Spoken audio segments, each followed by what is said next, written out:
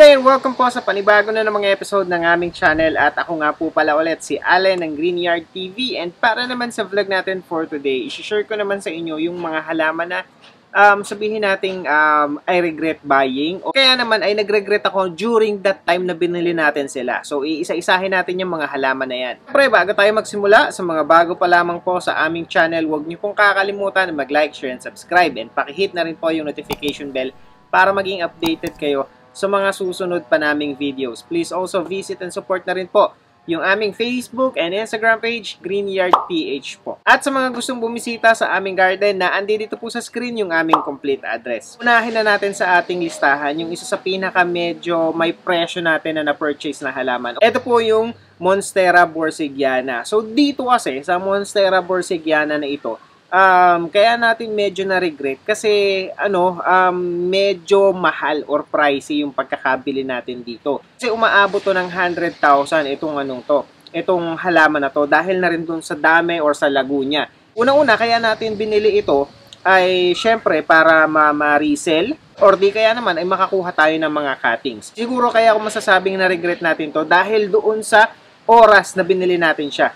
Medyo late na natin kasi siya nabili. Kumbaga, sabihin natin medyo pahinana yung yung halaman during that time. And ang ine-expect kasi natin ay mabibili natin to or maidi-dispose kagad natin ito. Kaya ang nangyari dito, nakakuha tayo ng cuttings at saka ang isang nakaka-regret kasi dito, hindi maiwasan na nagre-revert yung ibang mga dahon, ibang mga parts nitong ating borsigiana. And so far, nakakuha naman tayo ng maraming cuttings. Marami na rin tayong na-dispose. Kaya lang, syempre, medyo may katagalan din na naipon or naipit dito sa atin itong halaman na to. Although, ang maganda mo sa kanya, since buhay naman, ito healthy naman at lush itong ating borsigiana, nakakapag-dispose tayo, nakakabenta tayo ng mga cuttings natin na na-propagate na natin. Ang kaganda mo lang dito, hindi siya natatapos doon kasi nga meron kang isang mother plant na nakakakuha ka lang ng mga cuttings. Ang kailangan lang natin kasing magawa dito is ma-maintain yung variegation. Kung kasi nagiging maganda ang presyo ng halaman, lalo na sa mga ganitong klase ng Monstera, based na rin doon sa kanyang dahon at saka dun sa variegation na meron siya. Ang susunod sa ating listahan ay ito namang ating Black Prince na rubber tree. Ito, wala akong pagsisisi dito, sabihin ko na nasa pag-aalaga. Ito, pagdating dito sa halaman na to, ang niregret ko dito, masyado ko siyang binili ng sobrang mahal. Imagine niyo yung halaga ng rubber tree na Black Prince kung nagkaroon kayo, sobrang liit niya, wala pa siyang 1 foot. And baby talaga siya na rubber tree pa lamang noon nung binili namin, pero pinresyohan kami medyo sa tingin ko hindi lang talaga nag-overprice ng konti, kundi malaki yung overpricing na nangyari dito. Bili kami ng mother ko ng tig-isa, isang ruby, at saka yung sa akin, etong Black Prince na to. Ito kasagsagan or kausuhan ng Black Prince, or paputok pa lang pala yung Black Prince na rubber tree. Sisimula pa lamang siyang lumabas, kaya parang nahumaling kaming bumili. Kasi ito, hindi talaga namin pambenta, kundi pang personal. Binili namin to, napakaliit, wala pang 1 foot, nasa 5,000 pesos yung isa. Imagine niyo sobrang liit na halaman no na 5,000 pesos. Pero, yun nga, sobrang mahal pala ng pagkakabili namin noon. Hindi kami nakapaghintay dahil ang ganda ng rubber tree noon eh. Kukunti lang yung meron, pero hanapin talaga siya. Not knowing na mga susunod na buwan pala, dadagsa at dadami yung mga baby rubber trees na mabebenta, kaya yung presyo niya nahatak talaga pababa. Although siguro kung halimbawa nagintay kami, hindi rin talaga ganun kataas dapat yung presyo ng nabili namin. Siguro yun nga, ginrab namin yun kasi kukonti lang din yung stocks and yun nga, hindi namin alam na ganun palang kataas yung presyo ng binili namin. Pero as you can see naman, isa to sa pinaka naging focal point ng aming mga vlogs. Laging background ito sa aming mga karamihan ng aming mga vlog and sobrang nakaka-proud itong rubber tree na to. Nagsimula kasi talaga siya sa ilan, sabihin natin 4 o 5 dahon, pero imagine niyo, eto na siya ngayon. Nakailang propagation na kami, ito yung pinaka main mother plant namin nitong rubber tree na to. Dito siya nagsimula at ngayon nakakuha na tayo ng isang mahaba na ulit tapos na propagate pa ulit natin siya. So ayan, isang multi-branch na rubber tree na mother plant natin. Pagkatapos, dalawa na yung nakakuha na tayo kasi tumaas na ulit yung kinat natin nung una and then pinropagate na ulit natin siya. So ngayon, magmu-multi-branch na rin itong isang to ngayon dahil ito yung kinuhanan natin ng cuttings, yung ating minarkot na rubber tree, ito na siya ngayon. So buhay na rin yan, may ugat na rin natin yan. Bago natin siya kinat doon sa ating puno, ay may ugat na siya. So, eto, expect lang natin na sa tingin ko full established na siya, although hindi pa kasi ganun kahaba yung mga ugat niya, kaya hindi pa siya nakakapag-provide ng panibagong talbos or panibagong dahon. Expect nyo lang na masisira or mamamatay yung dahon na nakatanim doon sa lupa. So, ano yon, normal yon para sa mga ganitong klase. And ayan na, nakaka-proud kasi 2 taon na yung rubber tree natin na yan, and kita nyo naman kahit isang dahon talaga, walang nanlagas dyan. Labas-pasok yan sa bahay namin. Kasi nga, labas-pasok yan sa bahay namin pang display, pagkatapos ilalabas namin kasi nga medyo mataas na, kaya yun, nandito na siya sa labas ngayon. And ang isang nakaka-regret din na binili namin ay yung etong tinatawag natin na Pink Princess na giant, or yun kasi yung tawag kasi ito nabili namin siya through Facebook Live.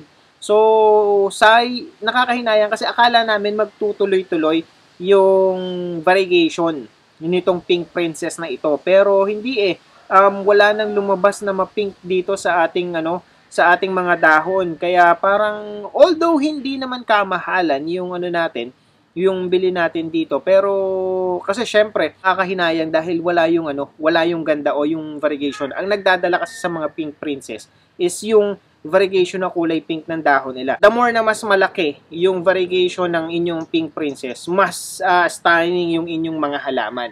Kaya ayan, although ito ay nandito pa rin sa garden natin, and nakakuha na rin tayo ng mga cuttings dito, pero hindi nga natin nakitaan. Ito, hindi naman tayo naloko dito kasi honest naman pagka Facebook Live pinapakita naman, at kung ano yung in-order mo talaga, yun naman yung dadating sa'yo. Pinakita naman sa atin yung mga flashes ng mga kulay pink doon sa bawat dahon niya. Yun nga lang, kumbaga parang hindi natin na ituloy yung pagkakaroon ng pink. Siyempre, bababa yung presyo. Ang hinahanap pa rin kasi ng mga client natin is yung mas maraming kulay pink. And ang susunod sa ating listahan ay itong Calathea Crimson natin. So, dito medyo nakakahinayang dahil hindi natin siya mapaganda. Ito yung siguro sabihin na natin medyo kahinaan natin kasi hindi ko mapaganda. Calathea na doti, nakuha natin yung Philippinian, napaganda natin. And pagdating dito kasi sa Crimson, hindi ko alam kung bakit. Kahit anong gawin natin, nanlalagas, nalulusaw, nasusunog yung dahon. Then as you can see, ito yung kalagayan niya ngayon. And ilang dahon na siya.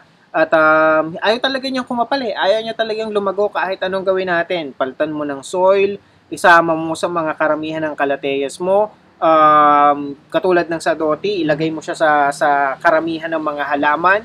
Ganun pa rin siya So, kung halimbawa meron kayong suggestions, kung meron kayong Calathea Crimson dyan na napapaganda ninyo, share nyo sa akin. Isa to sa pinaka mahirap na alaga ang halaman para sa akin. Although kasi, yung naman ito, yung Crimson naman, hindi naman masyadong tumaas yung presyo nito, hindi naman siya gumalaw. Kaya lang, kumbaga, syempre, hindi natin kasi nga mapaganda Kaya naman tayo nabili ng mga halaman is pang display, pang decorate, at saka para maalagaan at mapaganda natin. And dito, kumbaga challenge ka talaga. Isa to sa pinaka-challenging na halaman na alagaan para sa atin. And ang susunod sa ating listahan, itong tinatawag na Philodendron Mayoy. So pagdating dito sa halaman na to, parang kasi anong nabili namin to, tatlong dahon siya na sabi ay juvenile. Anong inaalagaan na namin, iniintay kasi namin lumaki yung dahon niya. At kaya lamang, hindi talaga lumalaki kasi yung mayoy na nakikita ko before, ang lalaki ng dahon niya. Kaya lang, sabi ko, ba't itong isang to hindi lumalaki? So, ang ine-expect ko kasi talaga, mapalapad namin yung dahon dahil magandang pang display. Pero ayan, as you can see, more than a year na, siguro magdadalawang taon na sa amin tong Philodendron Mayoy namin. Pero hanggang ngayon, ay ganyan lang talaga. May nakapagsabi sa akin na dwarf Mayoy daw, baka daw dwarf itong nabili namin na ito. Kaya ganito lamang. Kaya lang dun sa halaga kasing binayaran namin is para dun sa Mayoy. So hindi ko alam kung napamura kami or napamahal. Nga, maliit lang nung binili namin siya. And ang kagandahan mo sa kanya, madali siyang i-propagate, madali siyang paramihin. Hindi siya maselang alagaan. Ito kung saan-saan na yan nakarating. Kung saan-saan na yan inilagay. Minsan tinatamaan siya ng direct sunlight. At nakaka-thrive naman siya, nakaka-survive naman siya. Kuhanan na rin natin siya ng maraming cuttings. Napakadaling buhayin. Through water propagation pa yung ginagawa natin sa Philodendron Mayoy. Yun lang kasi hindi yung gusto nating halaman yung nakuha natin, kundi itong dwarf na ito. Medyo na-disappoint lang tayo kasi dwarf yung meron tayo at hindi yung mga malalaking dahon talagang Mayoy. Kausuhan at saka kasikatan ng Mayoy nun. Labas ng labas yung mga bagong Philodendron. Ang susunod sa ating listahan ay ito namang Philodendron Melanochrysum. Pagdating dito, isa to sa pinaka-stunning na halaman na Philodendron na makikita mo. Kasi humahaba ng sobra, lumalaki yung dahon nito. Ito maganda talaga tong halaman na to. Pero siguro ang niregret namin dito is yung pagkakabili din namin sa kanya kasi may kamahalan. Imagine niyo, nakabili kami nito ng cuttings pa lamang. So, ibig sabihin, ikaw yung bubuhay nitong halaman na to. Walang kasiguruhan na mabubuhay namin yung halaman na yun dahil talagang fresh from cuttings ang bigay sa amin nito ay nasa 15,000 pesos. Kasi unang kasikatan talaga nun. Siguro nasa pandemic pa nun, nung mga panahon na yon. And unti-unti ngang nauusong halaman, unti-unting dumadami yung bawat varieties ng mga Philodendron na lumalabas at ito yung isa sa pinaka-latest nung time na yon. Talagang siguro nagkataon lamang na namili kami ng halaman pagkatapos bagong labas talaga itong Melanochrysum. Katatanim lang sa paso at inamin naman na wala talagang ugat. Fortunately, nabuhay naman natin yung Melanochrysum natin. Kaya lang yun nga, sobrang mahal pala yung pagkakabili namin during that time. Ngayon, makakabili ka na lang ng Melanochrysum sa halagang 500 pesos. Although, syempre, mag-iiba-iba pa rin yung presyo ng mga Melanochrysum na mabibili mo. Depende kung gaano kaganda yung mga dahon, gaano kalago at gaano kalaki ang mga dahon na meron or nabibilhin mo. Pero as low as 500 pesos, sa tingin ko may mabibili ka na. Expect mo lang na medyo may kaliitan siya at medyo sabihin mo ng 2 o 3 dahon na maliliit yung makukuha sa iyo. Pero other than that, ang Melanochrysum, isa sa pinaka madaling alagaan din na Philodendron. Sa tingin ko naman, konti lamang yung mga Philodendrons na mahirap alagaan. Kasi most of the Philodendrons na meron tayo is, yun nga, easy to care, madaling i-propagate. Ang medyo nahirapan kami, etong katabi niya, etong Verrucosum. Madali kasing masunog yung dahon ng Veru. Mas maselan pa nga ito kung ikukumpara natin sa Melanochrysum. Ang Melanochrysum, velvety texture, medyo makapal yung dahon niya.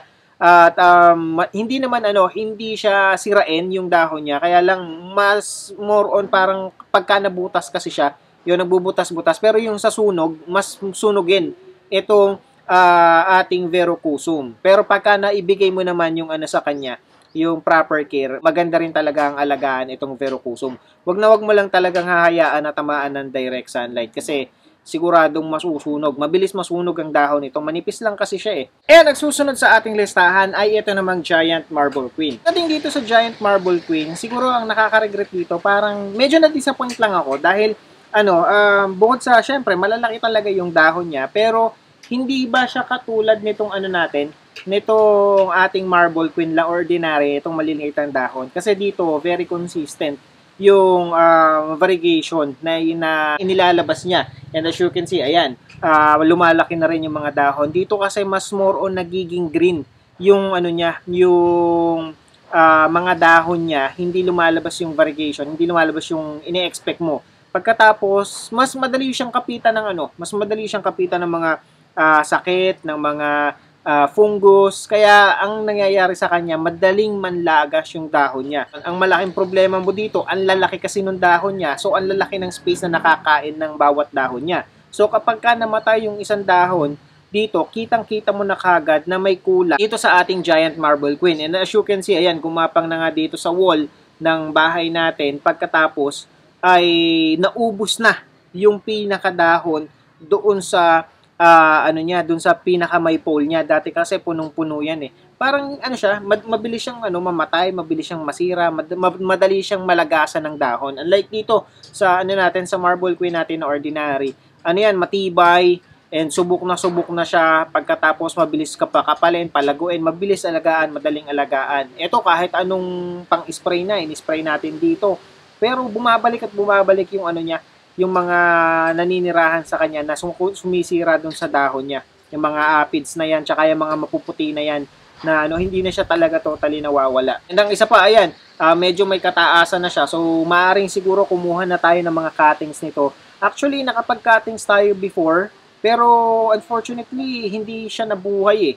Hindi natin alam kung bakit, pero yun, yung cuttings na kinuha natin dito kasi sa marble queen nating maliit lang or ordinary, kumuha ka lang ng cuttings, i-water propagate mo or itusok mo dun sa pinaka-soil niya.